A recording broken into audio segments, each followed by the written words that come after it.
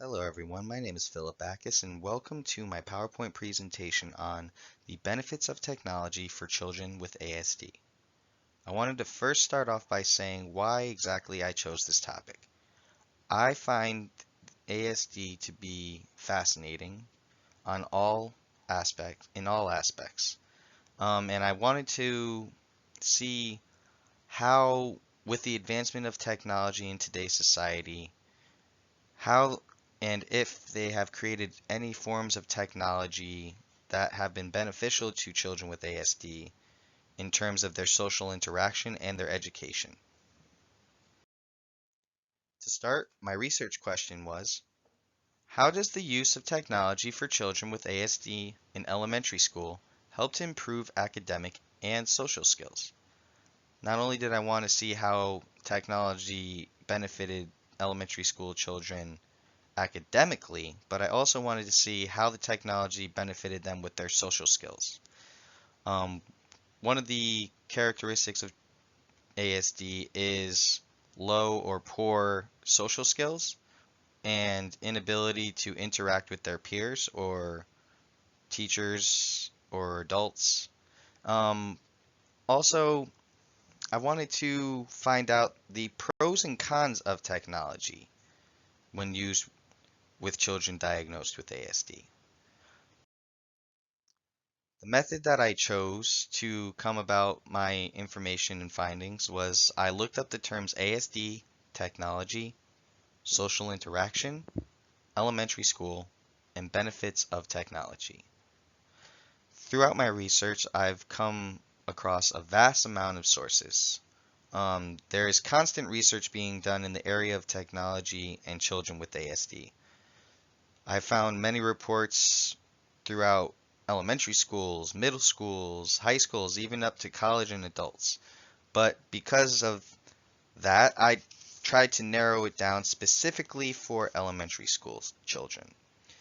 And to start, I wanted to give off a fun fact or a fun little piece that I found in one of my readings is that small-scale studies have shown that some children with low-functioning autism engage in shared attention and turn-taking with a robot more willingly than with a human.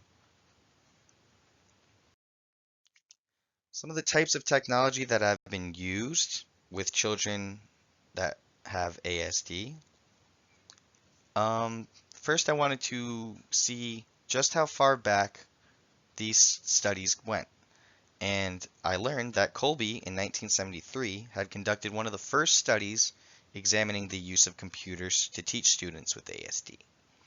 In my article, one of the articles that I read about developing technology for autism, the ECHOES program is an interdisciplinary multi-partner project whose goal is to develop a technology-enhanced learning, or TEL as I've come to learn, technically enhanced learning environment to support young, typically developing children and children with ASDs aged between 5 and 7 in exploring and acquiring social interaction skills.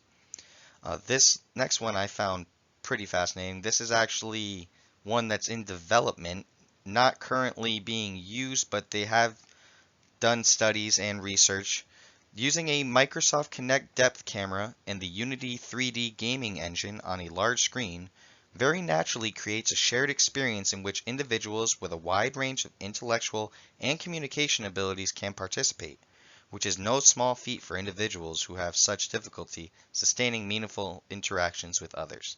In this particular study, they set up a Microsoft Kinect camera on top of a large screen and had the Unity 3D gaming engine where the camera picked up the child's motor skills and seeing if they were able to join in with the video game and have a shared experience, thus seeing how their social skills were in a gaming setting. And the camera also was used to record the student that was being tested to go into depth and gather more data into their research.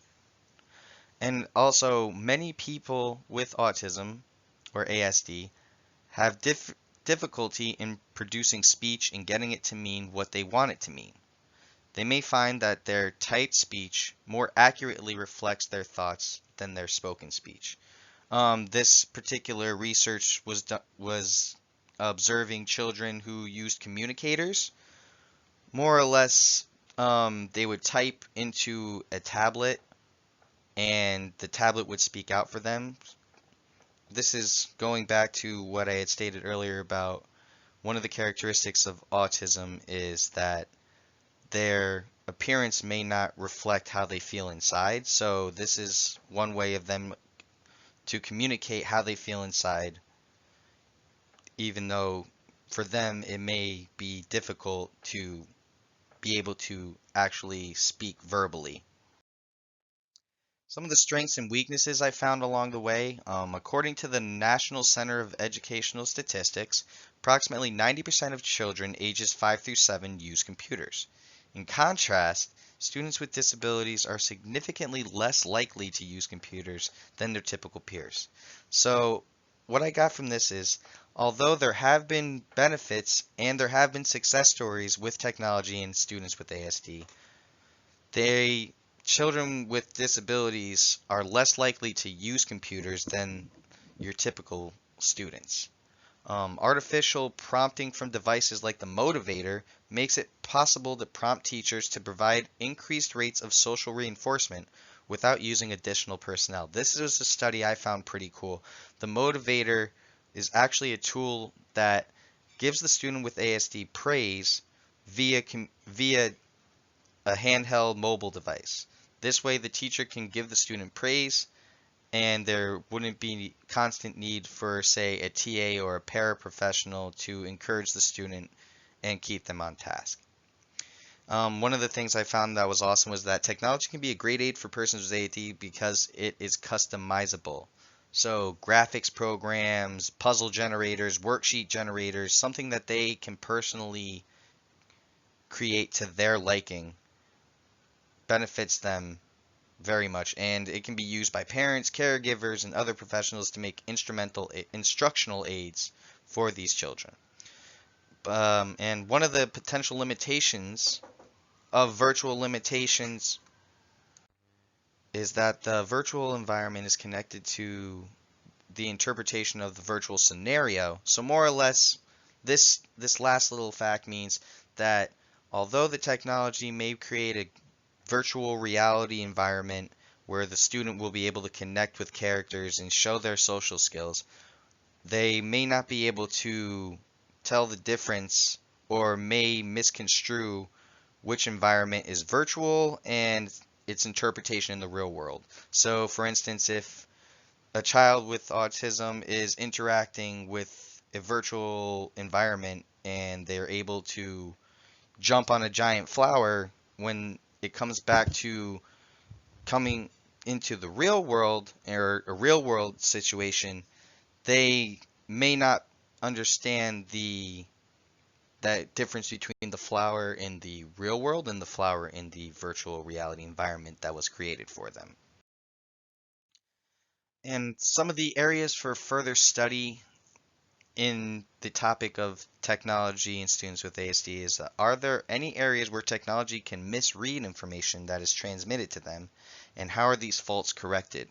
Now, as I've noted, there have been faults in previous studies and research, but I wanted to know, even those errors that they make, are there ones that may go under the radar? And if so, does that misdiagnose? And how are they corrected if they are picked up? And finally, will we be able to have a technology successful enough to become a norm in classrooms across the US and the world? Because not only does autism affect students here in the United States, but it also affects students worldwide.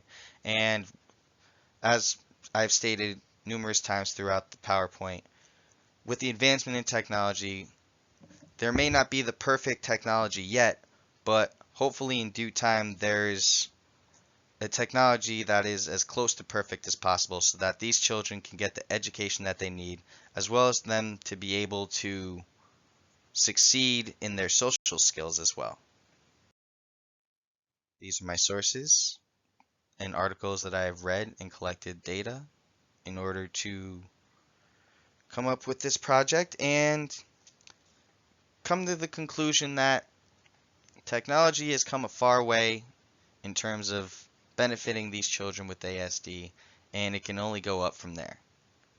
Thank you for tuning in, and I hope you enjoyed my presentation.